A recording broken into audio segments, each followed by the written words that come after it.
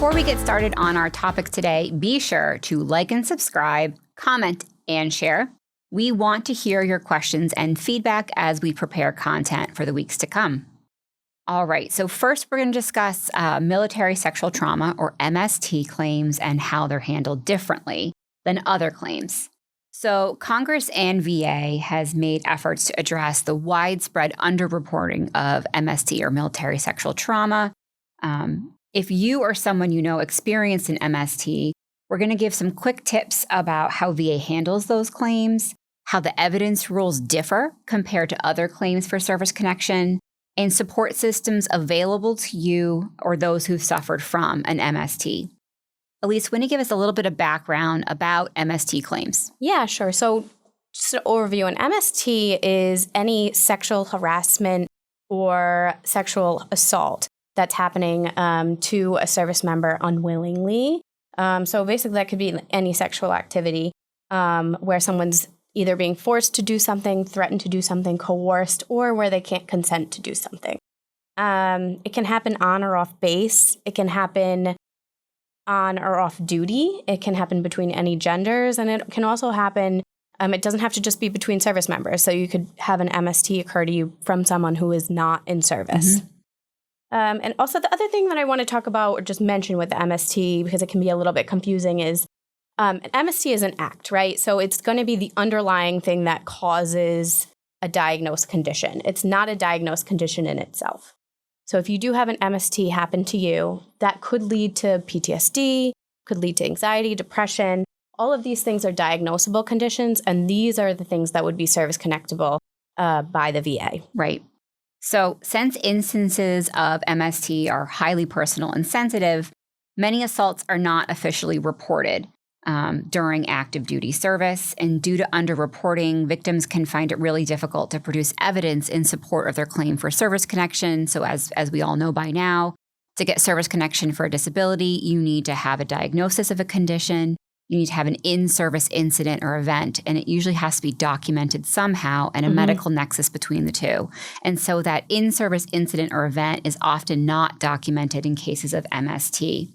But AZ versus Shinseki, which is one of the most seminal cases on MST, was actually argued by our colleague Zach Stoltz here at CCK, really was a game changer in the realm of MST. In that case, the U.S. Court of Appeals for the Federal Circuit explicitly held that the absence of service records documenting an alleged sexual assault of a veteran or a veteran's failure to report that assault cannot be used to show that the assault did not occur.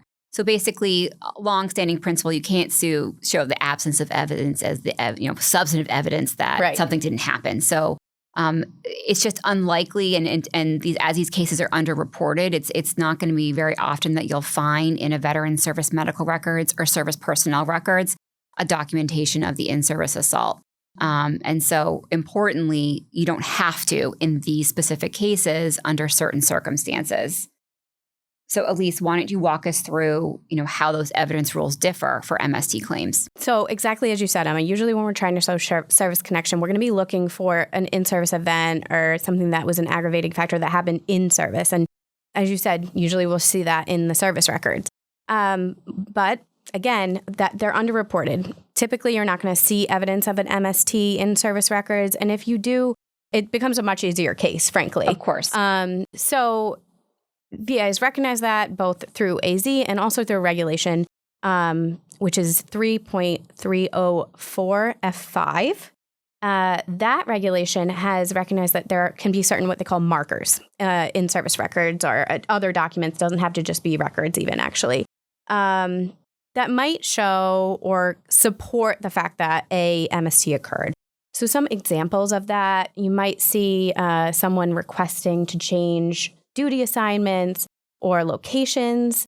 Maybe there might be some significant work performance issues, a sudden shift in work performance. That would be something that would be documented in personnel records.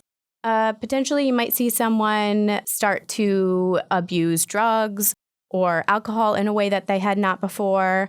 There might be new anxiety that's starting to be documented in service records.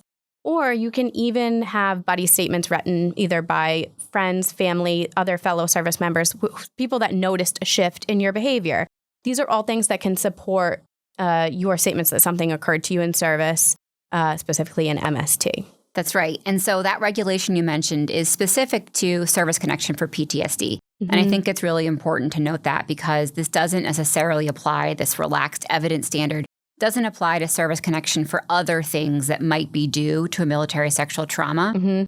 All this to say, and it's specific to PTSD because to service connect PTSD, you have to have verification of a stressor. Yeah. And that's a little bit of an extra element compared to service connection for other conditions. But all this to say that it doesn't mean you can't use the typical sort of marker type evidence to prove your case for some other condition besides PTSD. Under 3.303D, anything that happens due to service should be service connected. So still get evidence the best you can if you're trying to develop a claim for a service connection for maybe depression, maybe you don't have PTSD, maybe you have anxiety, that's fine.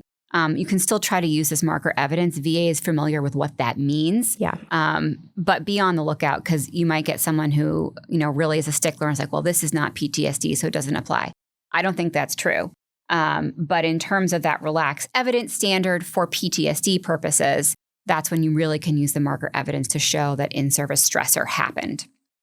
Absolutely. And sometimes we've even seen VA, they recognize markers, but they use the term almost too narrowly. They'll say, this isn't a marker, so there was no evidence of MST. But really, markers can be a lot of things. This is just a list of examples of things that it can be. So, absolutely. Don't get dissuaded if that's a finding that you see in a decision. One other point we wanted to make for MST victims is that VA facilities have designated MST coordinators. These are professionals that will help survivors assess treatment, navigate claims, and also find support. And also note that even if you're not service connected for your MST, VA still does offer MST-related health care, even before you have that service connected. So long as you're enrolled in VA healthcare, there are resources for you. That's right. If you experience an MST, know that you're not alone. As we mentioned, it is really underreported, but every year the DoD has to put out numbers, and so you can take a look there if you're interested in how many MSTs are reported. But just know that you deserve justice and benefits just like any other veteran. And if you need help sorting things out, figuring out a strategy, please feel free to ask. Check out the blog posts we have on our website. We also have some other in-depth videos about this subject. We could talk for hours about this, but it is a highly sensitive and important subject to discuss. So I'm glad we were able to talk about some of the elements of MST service connection today.